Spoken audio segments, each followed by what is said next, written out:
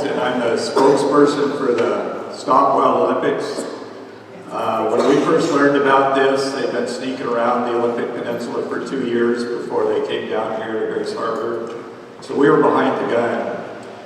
And so in a matter of days, we formed a working Wild Olympics because we believe the land is plenty wild. We don't need to lock it up in wilderness. And so we want to keep the land working. And so we formed that name. We formed a website, a Facebook page, had the only public meeting. Wild Olympics will not sit down in a format like this. They'll only do little silos. And so we were up and running in no time. Their first bill went to Congress in 2011 when Norm Dix was still in office. When he resigned in disgrace, the bill just died. And so they've been putting it in there every year. Kilmer's bill this year had a hearing in the subcommittee, so it's moved the farthest of anything, but it still has to go through the regular committee into the House. But all indications are, if there's ever a chance of it passing, this is going to be the year. And so it's going to be in the dark of the night. It's going to be attached onto some warm and fuzzy VA bill or some spending bill. So we've been working with the Senate to try to get them to watch for it and strip it out of there. The good side is, last year there was a huge omnibus wilderness wild scenic national monument that did pass, and Wild Olympics wasn't included. So that tells you there's something wrong with that proposal. So once we heard they were pushing it here again, we ramped everybody up. Lake Quinault got together, and they're putting out another 500 of their signs. We were hoping to have them here, but they didn't get them here to town yet. But they will be available at Andy's Locksmith, Isaacson's, and D4 Sports and Cosmopolis here that are going to get spread out all over the peninsula. And they're taking a $6 donation to cover the cost, and that money will go right into buying another 500. Their goal is to have 10,000 of them around the peninsula. So, a little bit about the bill. It's pretty much the same it's always been. Kilmer's running around telling everybody it's better, it's better, it's better. And I listened to him on the radio a week ago, and he's comparing it to the original Wild Olympics proposal. He's not comparing it to any previous bills, because he talks about how originally there was the Park Edition, which was to take 86,000 acres of private forest land, private property, and put it into the park. And that was the most controversial that first year, and so when Norm Dix's staff drafted the bill, they removed that portion. But Kilmer's on the radio saying his bill's better because it's not in there. But neither is any of his previous bills, so the cue cards he was given didn't make a lot of sense. And so the best maps we have are the same maps we've had before. So the park editions are all out, but all these yellow spots are the 127,000 acres of National Forest Service land that Wild Olympics wants to grab and put in a whole new designation. Currently it's multi-use. You can ride mountain bikes, you can use chainsaws to cut trails, you can take your kid on a stroller. Once you put that land in the wilderness, you no longer can use mechanized. And so it's changing multi-use into the most restricted land use you can. And the reason they want to do it is they want to put Norm Dix Wilderness on it as a memorial to his disgrace.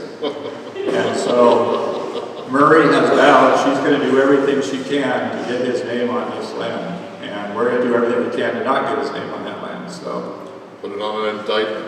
Right. And then the other part that's the big thing, and this is the one that gets the least attention. There was an elected official recently that didn't even know what it was about. I'll not mention his or her names. But all these blue lines are 26 rivers around the peninsula that they want to put in wild and scenic rivers. And it's a nice fuzzy word, but wild and scenic rivers restricts use of a quarter mile on each side of the river. And when Wild Olympics first came out with their sneaky little plan, they wanted these rivers to go all the way through private lands, all the way to the ocean, all the way to the Chehalis River.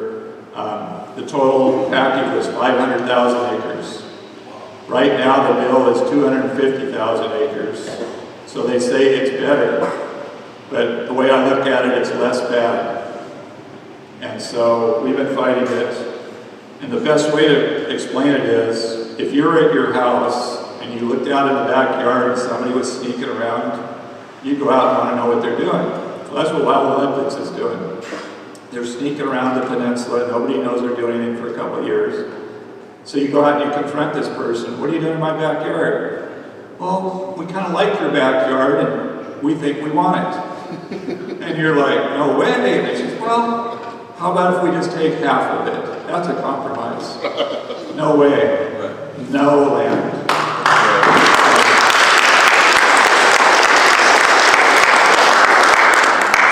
So, and the other thing they hide in their bill was, when we first learned about it, a lot of this is second growth forest. It's already been harvested, there's already roads in place, and now they want to put it in wilderness. Well, it's not wilderness. It's multi-use, it should stay multi-use. But what they want to do is, if there's a road there like this, then they want to do this to it. So even if they get the wilderness on there, they don't want you in there. They want to pile it and destroy it. And so we've been fighting that with the Forest Service, both on this issue and another issue. So the whole thing, when they say, oh, we'll bring all these tourists, their ultimate goal is to lock everybody out of the forest.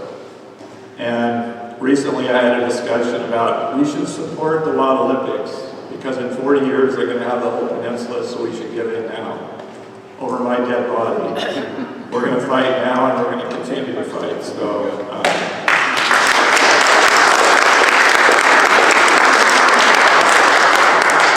thought I'd bring a little visual aid, because I keep doing this all the time. But like I say, Wild Olympics will not sit down with you and have a discussion like this, because there might be one person that knows the truth, and that disrupts their whole plan.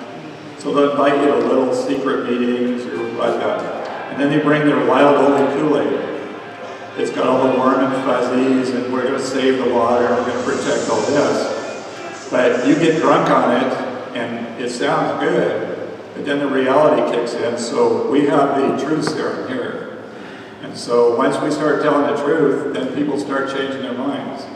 And so you can look on their website, they have all these people supporting Wild Olympics, but none of them have ever heard the other side. It sounds good, it sounds fuzzy and warm, but when the truth comes out, it doesn't justify. So when Derek Kilmer was on the radio, he had a short time calling from DC, so I was able to call in after him. And I started pointing out all the flaws in his thing. That audio was sent back to Congress, and now Congress is getting to hear how Derek doesn't know what his bill even says.